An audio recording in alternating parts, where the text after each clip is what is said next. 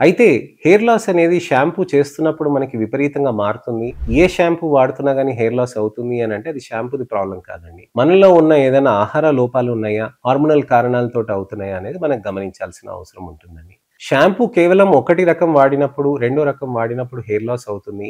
అలాంటప్పుడు నేను కన్‌ఫ్యూజ్ అవుతున్నాననంటే మీరు తెలుసుకోవాల్సిందేంటనంటే షాంపూస్‌లో ఎస్ఎల్ఎస్ ఫ్రీ ఉన్న షాంపూస్ మనం తీసుకోవాల్సిన అవసరం ఉంటుంది. అలానే మనకేదైతే సెట్ అవుతుందో ఆ షాంపూస్‌ని మాత్రమే మనం జీవితాంతం కంటిన్యూ చేయాల్సిన అవసరం ఉంటుందనమాట.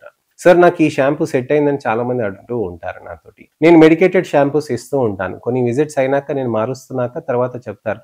సార్ ఇది డ్రైనెస్ వచ్చింది. దీంతో హెయిర్ లాస్ అయింది. దీనితోటి ఇది బావుంది. నాకు సిల్కీగా, షైనీగా నాకిది బావుంది.